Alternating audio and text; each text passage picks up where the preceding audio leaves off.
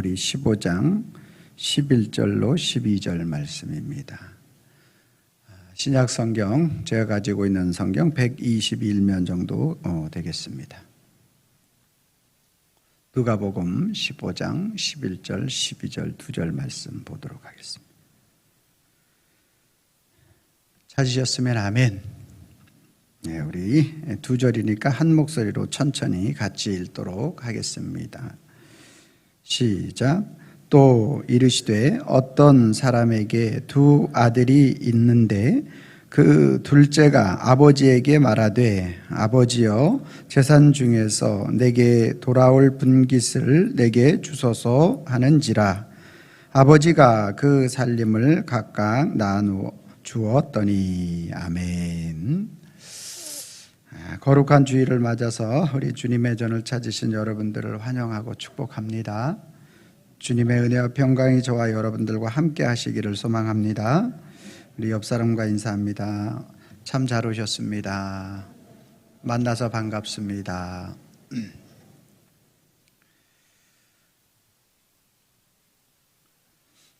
남편과 아내가 쇼핑몰에서 쇼핑을 하고 있었습니다. 한참 돌아보는 가운데 갑자기 남편이 보이지 않는 거예요.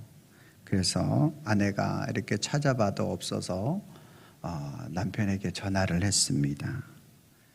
그랬더니만 남편이 전화를 받았습니다. 자기야, 우리 연말이고 이제 분주하고 바쁜데 어디 갔어? 빨리 우리가 사고 준비해야 할 것 해야 되잖아. 그렇게 아내가 이제 이야기를 했는데 남편이 말하는 것이 무엇이냐면 여보, 당신이 그 10년 전에 갔었던 보석집 생각나? 그래, 그 보석상 어딘지 생각나냐고 이렇게 물어보는 거예요. 그래서 10년 전에 내가 당신에게 사주려고 했는데 그때 돈이 없어서 못 사줘서 나중에 사주겠다고 했던 그 보석집 생각나? 이렇게 아내에게 이야기를 합니다. 그 이야기를 듣는 그 아내는 이미 두 눈에 눈물이 흐르기 시작했습니다. 그리고 그 아내가 남편에게 대답했어요. 나지막한 목소리로 거기 어딘지 기억나. 그렇게 답을 했는데 남편이 뭐라고 했을까요? 남편이 뭐라고 했을까요? 그 보석집 바로 옆에 나 자전거 샵에 와 있어.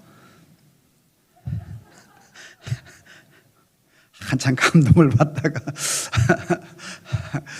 사랑하는 성도 여러분, 세상은 우리에게 절망을 주고 사람은 우리에게 소망을 주지 못합니다. 그러나 저와 여러분들에게 소망과 삶의 희망을 주시는 분은 우리 하나님 아버지신 줄로 믿습니다. 할렐루야. 사람에게 소망 갖지 마시고 주님께 소망 갖는 저와 여러분들 되길 바랍니다. 오늘 본문 말씀은 참 우리가 너무나 읽기 잘하는 그러한 탕자에 대한 내용입니다. 그런데 저는 이번 설교에 대해서 탕자 시리즈를 이제 좀 하려고 합니다. 그런데 탕자의 관점을 맞추지 않고 하나님 아버지의 관점을 맞춰서 한번 설교를 해보려고 합니다.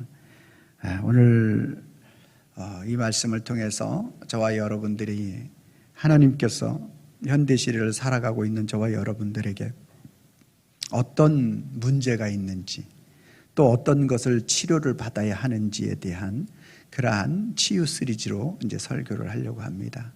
그래서 이 말씀을 통해서 저와 여러분들에게 하나님께서 우리들의 아프고 연약한 모든 그러한 부분들이 치유되는 역사가 있기를 바랍니다.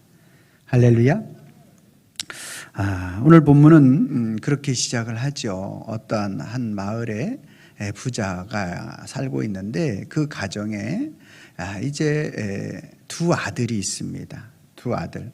목축업, 농업을 하는데 이 아버지가 목축업과 농업을 하는 그런 가정인데 두 아들이 있는데 둘째 아들이 어느 날 갑자기 아버지 나에게 넘겨줄 그러한 유산을 지금 좀 달라고 떼를 쓰는 광경이 나오죠. 그래서 그 아버지가 오늘 그 둘째 아들에게 그 돌아갈 유산을 나누어 주었다. 오늘 본문에 분깃이라고 이야기했는데 그 아들에게 돌아갈 유산을 나누어 주었다라는 것이 오늘 본문 말씀이 되겠습니다. 여러분, 유산은 언제 나눠주는 거예요? 유산은 그 아버지가 소천하기 직전에 그때 나누어 주는 것이 바로 유산이에요. 근데 지금 아버지가 건강하게 이렇게 살아 계신데 그 유산을 달라고 하는 것입니다. 이것을 절대 줄 수 없는 그러한 상황이 되겠습니다. 요구해서는 안 되는 내용이 되겠죠. 아버지가 눈이 시퍼렇게 살아있는데 그 유산을 달라고, 용돈을 달라고 하는 게 아니라 유산은. 그러니까 두 아들밖에 없으니까 이 둘째 아들이 요구한 돈은 어마어마한 돈을 요구하고 있는 거예요.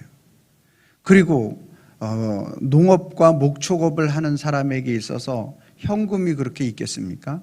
그런 것이 없어요. 그러다 보니까 그것을 마련하려고 하다 보면 얼마나 힘들고 어렵겠습니까? 지금 당장 그것을 요구한다고 해서 줄 수 있는 그러한 상황이 아니에요. 땅을 팔아야 되고 소나 양을 팔아야 되고, 당시 또 소나 양을 먹이기 위해서는 이 우물이 굉장히 귀합니다. 여러분, 지금 아프리카에서도 마찬가지로 물이 귀한 것처럼 당시 목축업을 하는 그 당시에 그 우물을 팔아야 하고, 또 부리는 종이 있으면 또 종들도 넘겨야 하고, 왜냐하면 그 재산의 2분의 1을 반을 줘야 되기 때문에 그렇습니다. 두 아들밖에 없기 때문에. 그런 상태에서 이 아들이 자기의 유산을, 자기의 분깃을 요구한다라는 것, 그것을 차지하려고 한다라는 것은, 이것은 참으로 어처구니 없는 그러한 행동이 아닐 수 없다라는 거예요. 이것을 나누어 준다라는 것은 마치 아버지가 지금까지 쌓아온 모든 자기 인생이 허물어지는 것과도 같은 그러한 행위가 될 것입니다. 왜 그러냐 하면 이 둘째 아들에 대해서 아버지는 너무나 지금 그를 기르는 과정 속에서 둘째 아들의 모습을 다 보아와서 알고 있기 때문에 그렇습니다. 둘째 아들의 모습은 지금 아버지가 두 눈이 시퍼렇게 살아있음에도 불구하고 그의 유산을 요구하고 있는 그의 모습을 바라보게 되면, 그가 어떠한 삶을 살았는지에 대해서 우리 또한 유추해 볼 수가 있어요. 그런데 그의 아버지는 그에 대해서 너무너무나 잘 알고 있어요.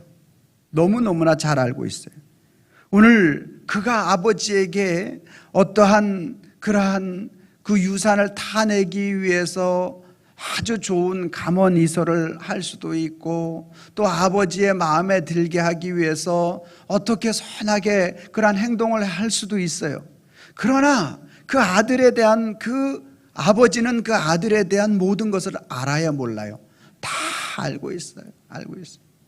어린아이가 부모를 속이려고 이렇게 하지만 이미 부모는 그 마음이 어떠한 것인지를 다 알고 있어요. 그 아들의 성향을 알고 있어요. 그러는 가운데에서 아들이 이러한 것들을 요구하는 거예요. 여러분, 지금 이 시대는 우리 이 시대로 이야기하면 좀 어느 정도 이해를 할 거예요. 세금 문제라든지, 그죠? 또 아버지, 지금은 농업이나 목축업을 하는 시대가 아닙니다. 펀드를 해야 되고, 주식을 해야 되고, 비트코인을 해야 되고, 그래서 우리가 자산을 늘릴 수 있는, 그리고 노후에 제가 아버님을 잘 섬길 수 있도록 그렇게 준비하겠습니다. 지금 시대 같으면 어느 정도 말이 먹힐 수 있을지 모르겠지만 당시는 절대 그런 시대가 아니었다라는 거예요. 그런 상태에서 아버지에게 이러한 엄청난 것을 요구한다는 것은 그 아버지의 마음을 천근 만근으로 만드는 그러한 행위였다라는 것입니다. 세상에서 어떻게 이렇게 할 수도 없는 그 아버지의 마음을 너무나 아프게 하고 근심과 걱정과 염려거리를 만드는 이 아들의, 둘째 아들의 모습. 이 둘째 아들에게 재산의 반을 나누어 주게 되면 분명하고도 확실하게 가져가서 말아먹을 것을 다 알고 있는 아버지의 심정으로서 어떻게 그 유산을 줄 수 있겠는가 라는 것입니다. 여러분, 내가 이 아들을, 이 자녀를 이렇게 망치는 것에 던져주기 위해서 기른 것이 아니고, 이 아들을 이렇게 돈을 준다라는 것은 그 아들을 망치는 것과도 같은 그러한 행위이기 때문에 줄 수가 없는 것이고, 자기 인생 날아가는 것이고 아들의 인생 날아가는 것이고 모든 것이 합당하지 못하는 상황 속에 놓이게 되는 것이 바로 이 유산을 요구하고 있는 그 아들의 모습이었다라는 거예요. 일반적으로 오늘 우리가 생각해 볼 때 절대로, 상식적으로 생각해 볼 때 절대로, 또 윤리적으로 생각해 볼 때 절대로, 도덕적으로 생각해 볼 때 절대로, 이것은 정말 이 아들이 무리한 요구이고 그 아들의 요구에 대해서 들어줄 수 없는 그러한 상황입니다. 여러분, 이러한 상황 속에서 그 아버지가 뭐라고 이야기하고 있는가? 12절 말씀에 보니까 그 둘째가 아버지에게 말하되 아버지여, 재산 중에 내게 돌아올 분깃을 내게 주소서 하는지라. 그랬더니만 아버지가 그 살림을 각각 나누어 주었더니. 아버지는 뭐 했다고 말하고 있습니까? 오늘 본문의 아버지는 그에게 돌아갈 유산을, 그 어마어마하고 큰 돈을 나누어 주었다. 참으로 이해가 가지 않습니다. 유능한 아들, 이러한 모든 것들을 잘 관리할 수 있는 아들이라고 생각하면 언제든지 얼마든지 줄 수 있겠죠. 그러나 그런 것이 아니에요. 꼼꼼하지가 못해요. 현명하지가 못해요. 여러분, 돈은요 예리한 칼날과 같을 때가 많아요. 잘 준비된 그러한 모습으로 사용할 때는 괜찮지만 준비되지 않은 인생에게 돈이 주어지게 되면 칼이 되어서 자기 자신을 찌를 수 있는 거예요. 즉 인생을 망치는 길이 되어진다라는 것입니다. 여러분, 초등학교 1, 2, 3학년한테 여러분이 100만 원을 주면은 그 아이가 가지고 나가서 형들한테 자랑하게 되고, 자랑하면 형들이 그냥 둡니까? 야, 내가 좋은 거 있는데 하면서 99만 원은 다 뺏어가고 10,000원어치 사주는 것 아니겠습니까? 관리할 수 있는 능력이 없는 아이들에게 그러지 않아요? 그렇잖아요. 그런 거예요. 그런데 어떻게 이 둘째 아들에게 아버지는 기꺼이 그것을, 그 엄청난 재산을 줄 수 있었겠는가? 왜 아버지는 그 아들의 요구를, 말도 안 되는 그 요구를 들어주었는가? 라는 사실을 우리가 한번 생각을 해봐야 하는 것입니다. 왜 주었을까요? 아들이 지금 아버지에게 지금은 현재 유산을 요구할 수 있는 상황이 아님에도 불구하고 아들이 아버지에게 유산을 요구한다라는 것은 이 아들에게 있어서 아버지가 중요하다라는 얘기입니까? 자기에게 돌아올 분깃, 유산이 중요하다라는 얘기입니까? 지금 이 아들은, 아들에게 있어서는 적어도 지금 내 생각에, 아들의 생각에, 둘째 아들의 생각에는 아버지에게, 아버지 중요한 인물이긴 하지만 아버지가 가지고 있는 그 분깃, 내게 줄 그 재산, 이것이 더 커 보이고 소중하게 보이기 때문에 아버지의 마음이나 아버지의 생각이나 이러한 모든 것들은 다 뒤로 제쳐놓고 그에게 돌아올 그러한 물질에 대한 부분들만 더 크게 느껴지고 생각하게 된 것입니다. 그래서 지금 이 아들에게 보이는 것은 뭐밖에 안 보이느냐? 물질, 돈밖에 보이지 않는 거예요. 이러한 아들을 안 된다고 타일르고 또 이것은 내가 죽을 때 주는 것이라고 이야기를 할 것 같으면 이 아이들은 받아들일 수가 없는 거예요.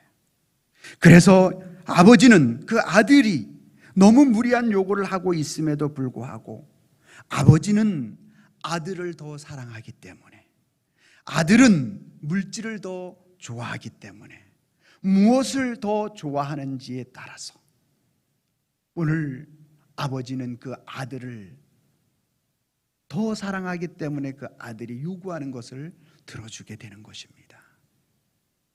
아들은 아버지보다 물질을 더 좋아하기 때문에 그 물질을 요구하게 되는 것입니다. 여러분, 저와 여러분들이 깨달아야 할 것이 있습니다. 여러분, 오늘 저와 여러분들에게 있어서 좋아 보이는 것이 있을 것이고 좋아하는 것이 있을 것입니다. 여러분들에게 좋아 보이는 것은 좋아 보이는 것뿐입니다. 즉, 좋아 보이는 것에는 무엇이 따르지 않느냐면 희생이 따르지 않습니다. 그러나 좋아하는 것은 반드시 희생이 따르게 됩니다. 여러분, 오늘 아들은 아버지를 좋아 보이는 것처럼, 아버지를 사랑하는 것처럼 그렇게 가모니설 여러 가지 이야기를 했지만 뭐를 좋아했느냐? 돈을 좋아했던 것이죠. 물질을 좋아했던 것이죠. 그런데 아버지는 그 아들을 좋아하고 사랑했던 것입니다. 그래서 자기가 평생 동안 모은 것들을, 그에게 돌아갈 모든 것들을 아낌없이 다 내어줄 수 있었던 것입니다. 여러분, 오늘 저와 여러분들에게 마찬가지로 어느 것이 더 커 보이느냐에 따라서 우리는 그것에 오늘 우리가 희생하기도 하고 그냥 바라만 보기도 하는 그러한 삶을 살게 됩니다. 둘째 아들은 유산을 받는 것을 더 좋아했습니다. 그것이 없으면 자신에게 있어서는 인생에 망치는 것으로 생각이 되는 것입니다. 오늘 그에게 있어서 돈은 오늘 그 인생의 모든 것이 되어지기 때문에 아버지까지 보이지 않게 된 것입니다. 우리가 좋아 보이는 것과 좋아하는 것에 대한 분명한 이 인식을 갖지 못하면 우리는 여전히 착각 속에 빠져 살아가게 됩니다. 내가 아버지를 좋아한다라고 말하면서 아버지가 생각하고 아버지가 귀하게 여기는 것은 전혀 관심이 없고 내게 돌아올 것만 생각한다면 아버지를 좋아한 것이 아니고 좋아 보이는 것으로 여겼던 것입니다. 우리가 살아가면서 하나님을 좋아한다고 생각하고 사랑한다고 생각했지만 내가 하나님의 영광을 위하여 주님이 나를 위하여 어떤 일을 하셨다라는 사실에 대한 부분들을 잊어버린다면 좋아 보이는 것, 좋아하는 것이 아니라 좋아 보이는 것으로 내가 믿음 신앙 생활을 했다라는 것을 우리는 잊어서는 안 됩니다. 여러분, 하나님께서 이 모든 것을 모르겠습니까? 다 알고 있는 것입니다. 그래서 오늘 저와 여러분들에게 성경을 통하여 우리에게 말씀하는 것이 무엇입니까? 아담과 하와가 에덴 동산에 있을 때 모든 그 생명나무로 비롯하여 그 에덴 동산의 모든 것을 다 누릴 수 있는데 한 가지만 선악을 알게 하는 나무에 그것에만 손을 대지 말라고 하셨습니다. 하나님은 아담과 하와를 통하여서 하나님이 하나님을 좋아하고 사랑하기를 원하셨어요. 좋아 보이는 것으로 여기지 않기를 원하셨어요. 그런데 아담과 하와는 하나님이 좋아 보였지 좋아하는 것이 아니었어요. 그래서 하나님이 하지 말라는 것, 그것을 선택하고 그것을 취하였어요. 이쯤 되면 하나님은 그의 생명을 단숨에 가져가야 되지 않겠습니까? 그를 창조하신 분, 그를 만드신 분, 그의 생명의 주관자가 되시는 분이 말씀하셨는데 그것을 어겨요. 하나님은 그를 단숨에 죽이지 않는 거예요. 지옥 형벌에 쳐넣지 않으셨다는 거예요. 그런 그의 모습이라 할지라도 하나님은 그의 모든 죄악을 다 도말해 주시기 위하여 독생하신 예수 그리스도를 우리에게 보내주신 것입니다. 하나님은 우리를 좋아 보이는 사랑으로 사랑하지 않으십니다. 하나님은 우리를 좋아하는 사랑으로 사랑하십니다. 하나님이 우리를 좋아 보이는 사랑으로 사랑하셨더라면 에덴 동산에서 그러한 죄악을 지은 모든 인생은 다 지옥 형벌에 집어넣었어야 합니다. 그런데 하나님이 우리를 좋아하는 사랑, 사랑하는 사랑으로 우리를 사랑했기 때문에 창조주인 그분이 제2위격으로서 아들 예수 그리스도로 오늘 저와 여러분들에게 직접 오셔서 자신이 다 만들어줘서 다 누리기를 원하셨는데 그 모든 것들을 파괴한 그 인간, 둘째 아들과 같은 저와 여러분들, 그러한 인생을 사는 모든 인생을 주님은 좋아 보이는 사랑이 아니라 좋아하는 사랑으로 자신을 깨뜨려서 우리를 살리려고 자신을 다 허비해서 이 아버지와 같이 모든 재산을 다 허비해서라도 그 아들이 지금 현재 주지 않으면 저 아들이 어떻게 될지 모르니까 그 아들 치유하고 살려주려고 그것을 허락했던 것입니다.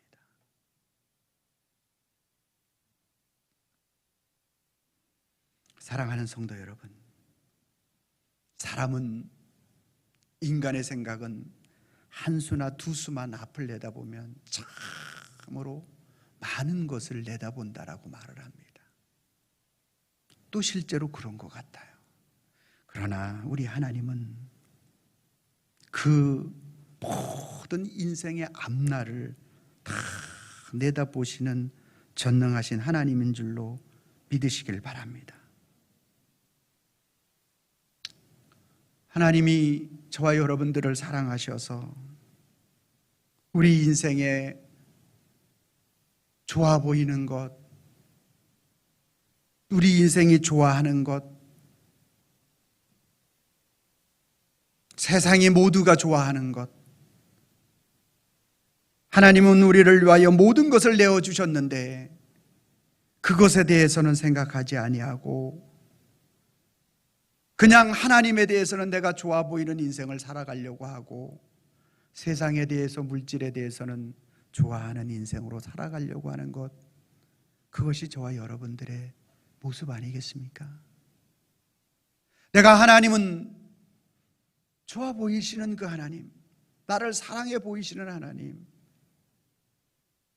나를 선한 길로 인도하실 그 하나님, 그러한 하나님으로 여전히 내 인생 속에서 좋아하는 인생이 아니라 좋아 보이는 그러한 하나님으로 우리가 살아갈 때가 얼마나 많습니까? 여러분, 그러한 삶을 살아서는 저와 여러분들이 치유되지 못합니다. 회복될 수가 없어요. 왜? 나를 좋아하시고 사랑하는 예수님을 만날 수 없기 때문에 그렇습니다. 그러나 오늘 저와 여러분들에게 있어서 우리의 인생에 그분이, 우리 주님이 참으로 좋아지는 인생, 사랑하는 인생, 그분이 자신의 모든 것들을 오늘 이 아버지와 같이 자신의 재산을 다 허비하서라도, 자기의 몸을 다 찢어서라도 어떠한 경우든지 내 아들을 살려야 되겠다라는 일념으로 모든 것을 내어주신 그 하나님의 사랑을 우리가 알게 되면 우리가 그 사랑 안에 들어가게 되는 것입니다. 그 사랑 안에 녹아지게 되는 줄로 믿으시길 바랍니다. 내가 그 주님 사랑하겠노라고, 내가 그 주님 품에 돌아가겠노라고 이렇게 고백하게 되는 줄로 믿습니다. 제가 새벽 예배를 마치고 집에 돌아가서 TV를 끄면 보통 6시 40분 정도 되더라고요. 뉴스를 봅니다. 근데 뉴스 중간에 이런 광고가 나와요. 두 어르신이 앉아서 대화를 하는 가운데 식사를 합니다.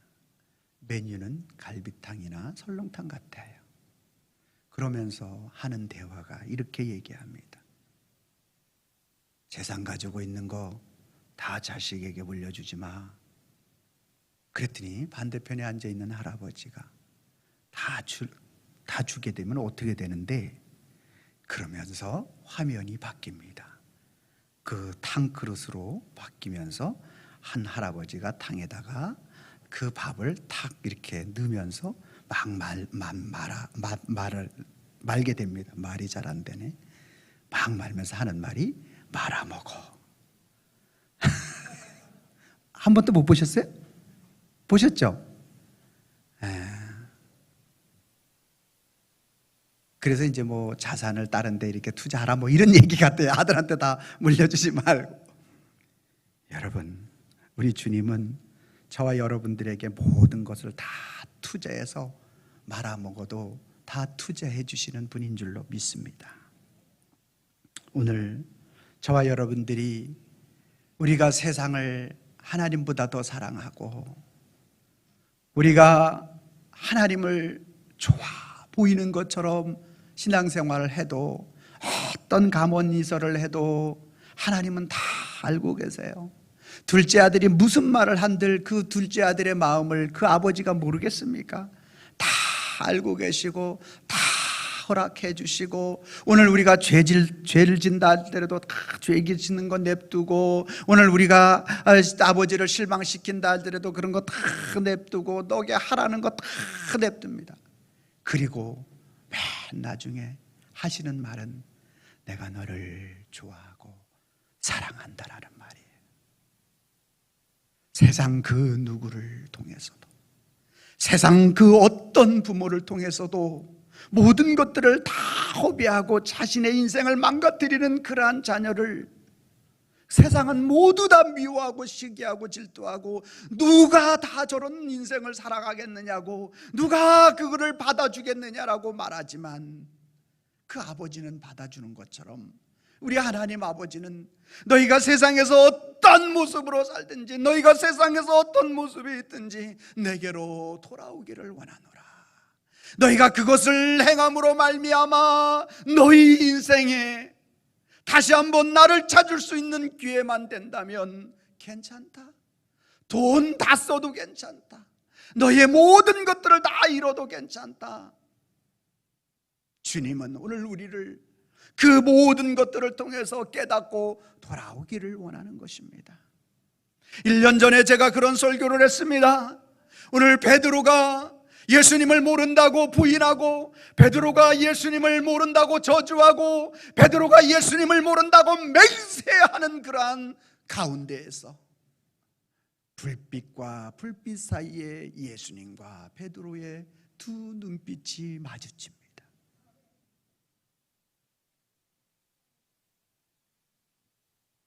그 두 눈빛 가운데 흐르는 정막, 베드로는 죄송스럽고 미안하고 내가 예수님의 수제자였는데 그러는 그 주님을 이렇게까지 내가 부인할 줄을 몰라서 어리둥절하여 쳐다보는 그 눈빛이었지만, 예수님은 오늘 그 베드로를 향하여 괜찮다. 지금 내가 나를 부인하고서 살 수 있으면 괜찮다. 아들아, 내가 살아라. 내가 살아라. 지금 이 자리를 모면해라. 괜찮다. 그 주님의 강렬한 눈빛, 주님이 그를 이해하고 그를 사랑하고 섬기는 그 눈빛이야말로 우리 인생의 복음 중에 복음인 줄로 믿습니다.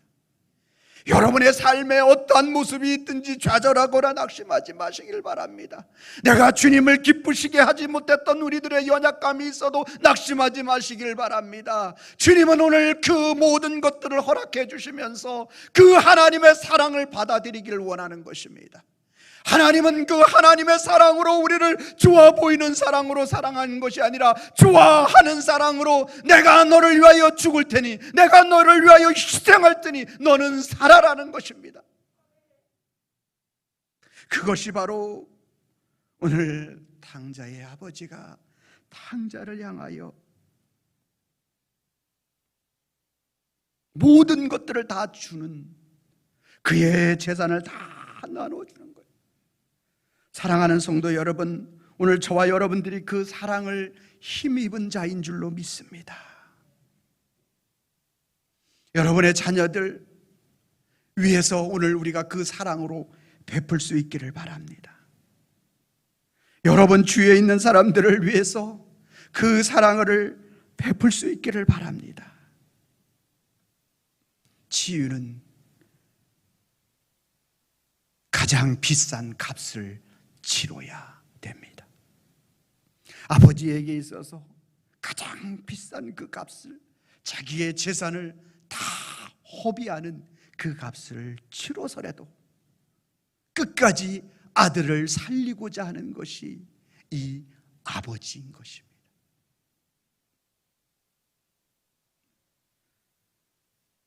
내가 주님을 사랑하는 그 마음, 좋아하는 그 믿음, 좋아 보이는 것 가지고는 안 됩니다. 사랑하는 것처럼 보여가지고는 안 됩니다. 치유와 회복이 일어날 수 없다라는 말씀입니다. 주님 사랑할 수 있기를 바랍니다. 주님 좋아할 수 있기를 바랍니다. 그분이 나를 위하여 모든 것을 완전히 다 허비하셨어요. 물과 피 다 허비하셨어요. 그래서 저와 여러분들을 치유하시는 거예요. 이 땅에 모든 세상의 것이 제일 우선인 둘째 아들과 같은 저와 여러분들의 인생을 주님이 자기의 모든 것들을 다 희생하셔서 좋아하는 사랑으로, 사랑하시는 모습으로 우리를 치유하시고 살려내신 줄로 믿습니다. 그래서 우리도 이제 그 사랑을 힘입은 자가 되어서 우리의 가정을 살릴 수 있기를 바랍니다. 할렐루야. 자녀들에게 모든 것 다 해도 좋으니 주님 안에만 있어라. 예수님 안에만 있어라.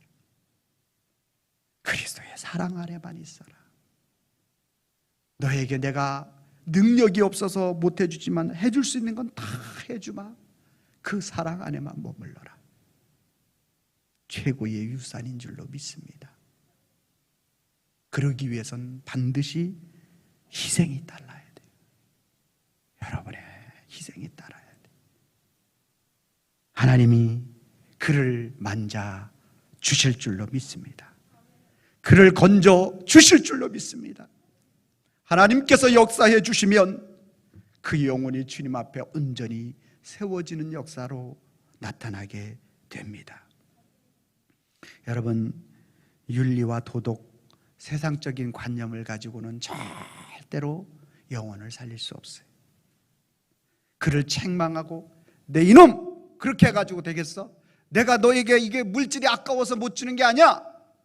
그렇게 이야기하는 게 너무나 상식적이고 당연하고 너무나 분명한 것입니다. 그러나 그것을 가지고 치료할 수 없어요. 그를 살릴 수 없어요.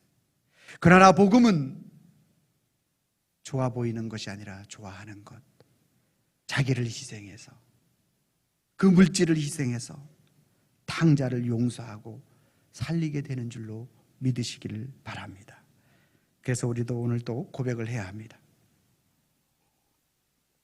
윤리는 탕자를 책망하고 책망해서 죽이고, 복음은 탕자를 용서해서 살리는 거예요. 자, 제가 윤리는 하면 여러분들이 탕자를 책망해서 죽이고, 복음은 하면 여러분들이 탕자를 용서해서 살린다. 빨간 글씨가 좀 많이 갔어요. 자, 하겠습니다. 윤리는, 복음은, 다시 한번, 윤리는, 복음은, 여러분들이 해주시기 바랍니다. 시작. 탕자를 책망해서 죽이고 탕자를 용서해서 살린다. 같이 시작. 윤리는 탕자를 책망해서 죽이고 복음은 탕자를 용서해서 살린다. 아멘, 아멘, 아멘입니다. 기도하겠습니다. 하나님 아버지, 감사합니다. 우리는 내 이성과 상식과 또 윤리에 맞지 않으면 언제든지, 속은 그러지 않음에도 불구하고 속으론 좋아하는 것처럼 보이는 그러한 모습이지만 겉으로는 좋아한다라고 고백하고 있는 이 엄청난 죄악된 모습을 살아가고 있는 것이 저희들입니다. 내가 주님 사랑한다고 하면서 정말로 희생하지 못하고 헌신하지 못하고 주님의 그 마음을 아프게 하는 우리들의 모습은 좋아하는, 사랑하는 믿음이 아니라 좋아 보이는, 사랑해 보이는 그러한 사랑이었음을 다시 한번 주님 앞에 고백하며, 이제 주님은 우리를 위하여 오늘 아버지와 같이 모든 것들을 다 희생해서 다 허비해서라도 주시는 하나님 아버지의 크고 무한하신 사랑 속에 우리도 다시 한번 그 은혜를 입은 자들로 주님을 진심으로 사랑하여 주님 품에 안기는 주의 자녀들이 되어질 때 하나님이 우리를 그 아픈 모든 것들을 치유하실 줄로 믿습니다. 그 하나님께 소망을 두고 그 하나님께 오늘 우리의 모든 기대와 또 주님 앞에 기도할 수 있는 저희들 되게 하옵소서. 윤리는 탕자를 책망하고 죽일 수밖에 없지만 복음은 탕자를 용서해서 치유하고 살려주시는 줄로 믿습니다.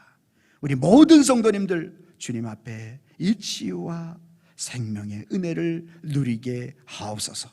예수님의 이름으로 기도하옵나이다. 아멘.